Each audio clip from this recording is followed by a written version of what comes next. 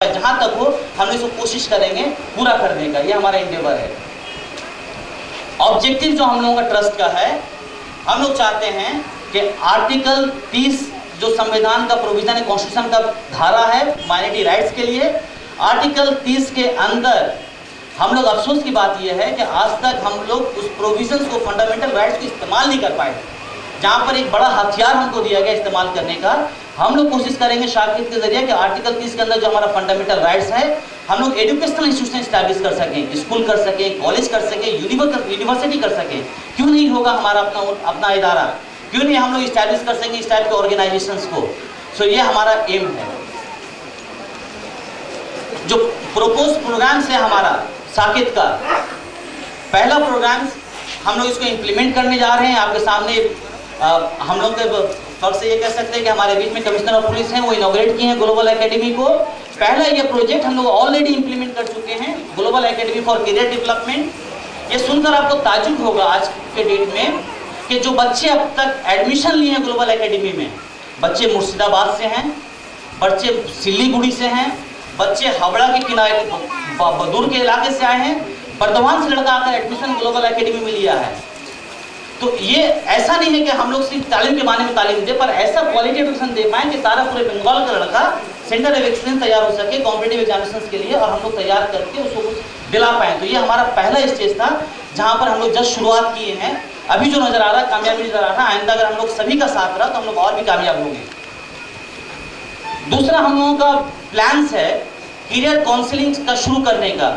साकिद के बारे में डिटेल डिस्कशन करेंगे हमारे जो आपके GSCD के बारे में उनके डायरेक्टर। करियर काउंसलिंग एक चीज़ जो कमी मिली है खासकर हम लोगों में, जो लोग पिछड़े तबके से हैं या जो लोग ऐसी आबादी में रहते हैं यहाँ पर तालीम का मेयार उतना ऊंचा नहीं है।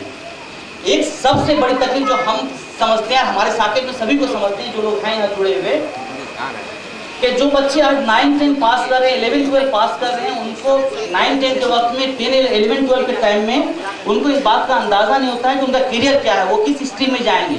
वो साइंस दाखिला लेंगे तो क्यों लेंगे, जब कॉमर्स दाखिला लेंगे तो क्यों नहीं, क्या ऑप्शन उनके पास अवेलेबल है। इंजीनियरिंग के लिए कौन कौन सा कॉलेजेस पूरे इंडिया में अवेलेबल है, जहाँ पर कम पैसे में कुछ ऐसा इदारा है जहाँ पर बहुत कम पैसे में लोगों का एडमिशन हो सकता है, हम लोग उसको फेलिसिटेट कर सकते हैं।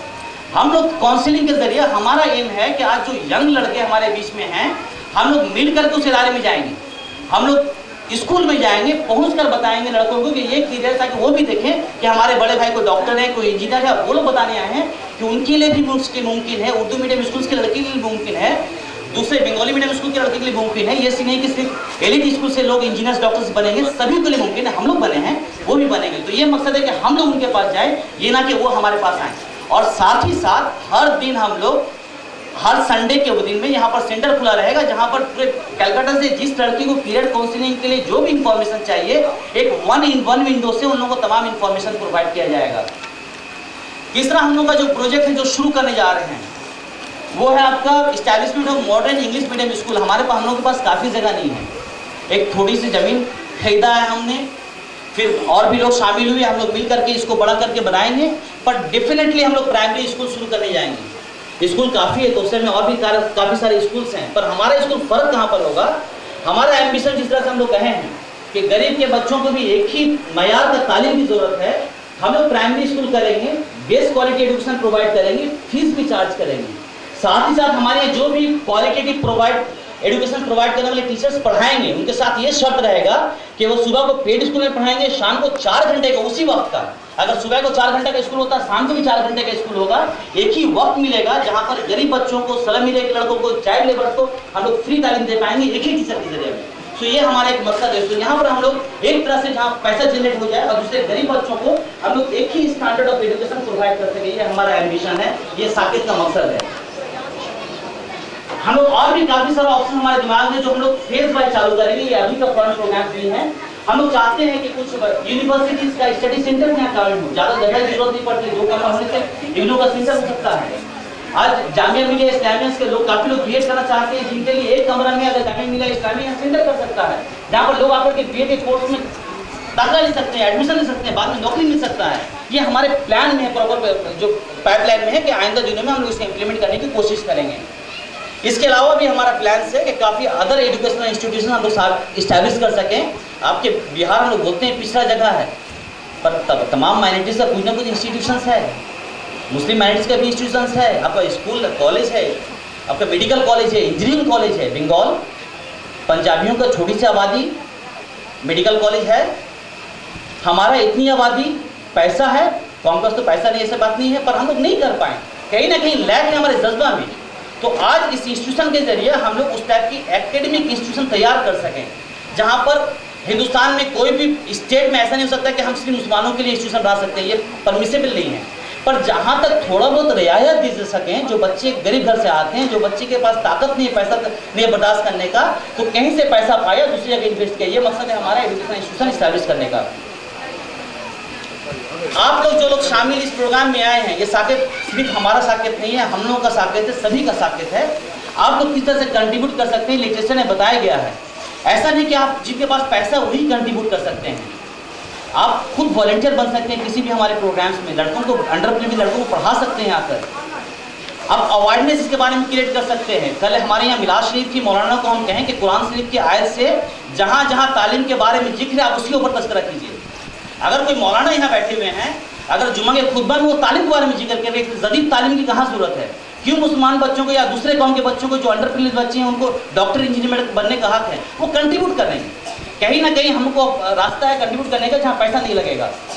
डोनेशन दे सकते हैं, गिफ्ट दे सकते हैं, बच्चों के स्पॉन्सर कर सकते हैं। ये हमारा आपका कंट्रीब्यूशन हो सकता है इस लिहाज से। आइए हम लोगों को इस जर्नी में नई जो रास्ता शुरू किए हैं, जर्नी शुरू की है, इसमें हमारा साथ दीजिए ताकि जो अंडर प्रिविलेज बच्चे हैं उनको तालीम के लिए हम लोग आगे बढ़ा सकें। अगेन सभी का शुक्रिया, आपको थैंक्स, तमाम लोगों का जो लोग अपनी काफ़ी वक्त देकर आप यहाँ पर आए हैं, काफ़ी दूर से यहाँ लोग आए हुए हैं, तमाम लोगों को शुक्रिया, धन्यवाद, thank you.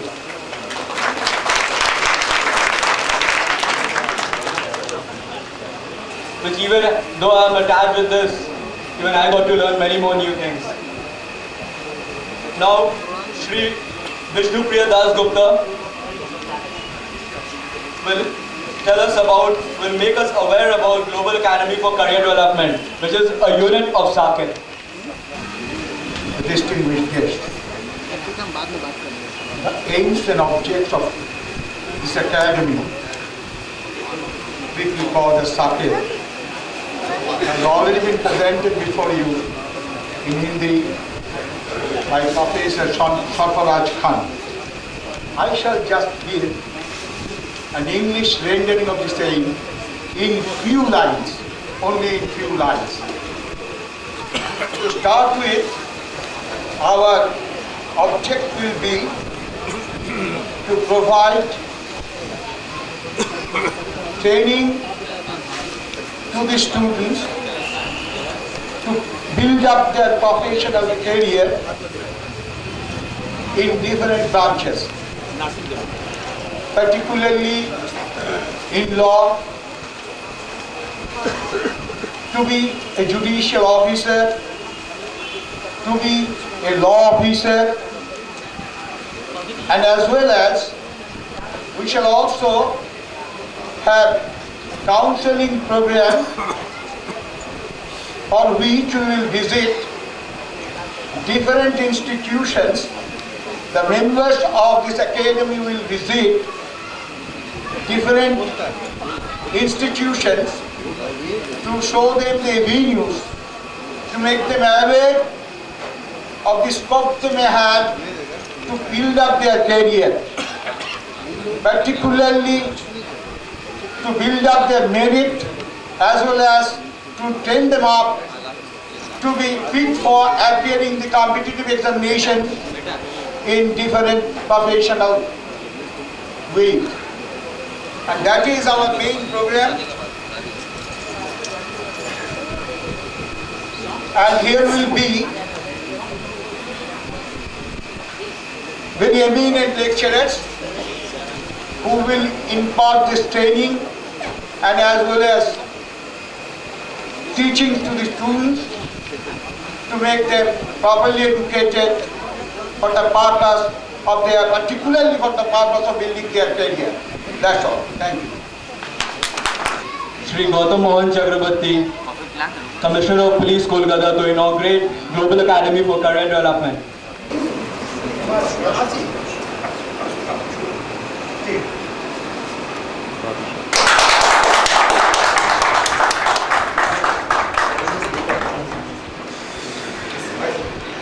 Everybody, please come inside. This will be the academy office. No, ठीक है. नहीं, ठीक है. The AC, non-AC is not important. Start with the small thing and a proper monitoring of what is happening. If she thinks everything is good, small, it's not a problem. Justice Gupta, Honorable Commissioner Chakravarti,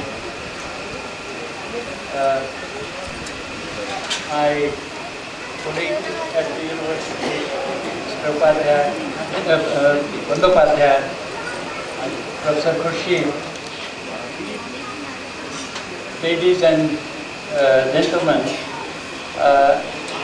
I thank Mr. Sarfaraz Khan for giving me the opportunity of being in front of you this evening to participate in this function and for giving me the honor of making an inaugural speech.